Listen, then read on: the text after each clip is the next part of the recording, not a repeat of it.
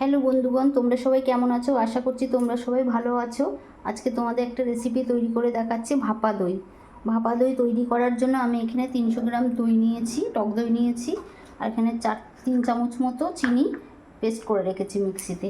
এবার আমি দইটা জল ঝরিয়ে নেব। একটু বড় ছাঁকনি হলে ভালো হতো, কিন্তু আমার কাছে বড় ছাঁকনি নেই, ছাঁকনিতে আমি জলটা ঝরিয়ে নেব।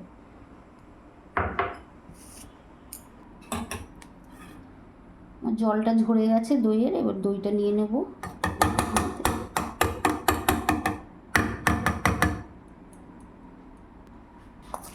চিনিটা আমি দিয়ে দেবো।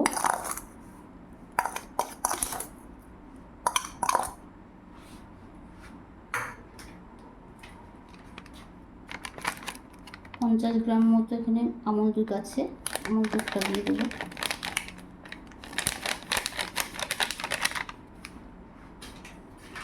এবার এটাকে ফেটিয়ে নেব আমি।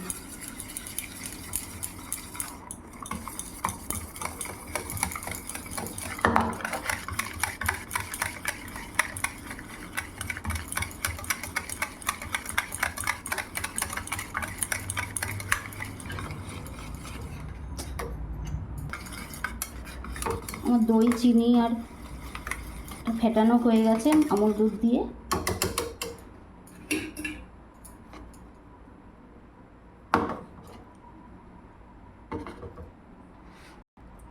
এবার আমি গ্যাসটা জ্বালিয়ে দেবো।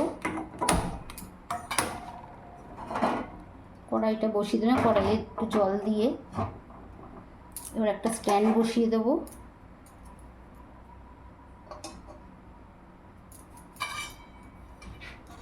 টিফিন বক্সটা আটকে দেবো, আটকে দিয়ে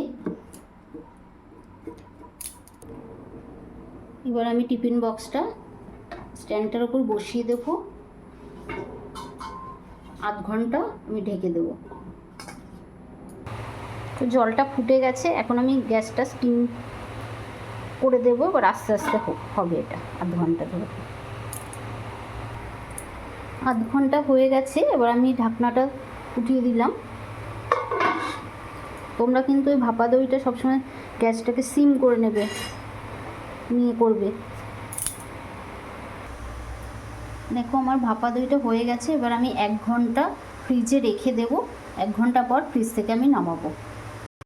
দেখো 1 ঘন্টা পর আমি ফ্রিজ থেকে দইটাকে নামিয়ে ফেলেছি। দেখো দইটা পুরো ভালোভাবে জমে গেছে। দেখো ভাপা মিষ্টি দইটা খুব সুন্দরভাবে তৈরি হয়ে গেছে। তোমাদের যদি মিষ্টি দইটা রেসিপিটা তোমাদের ভালো লেগে থাকে, তাহলে আমার চ্যানেলটিকে লাইক করো, শেয়ার করো, সাবস্ক্রাইব করো, ফলো করে দিও। Thank you, tata.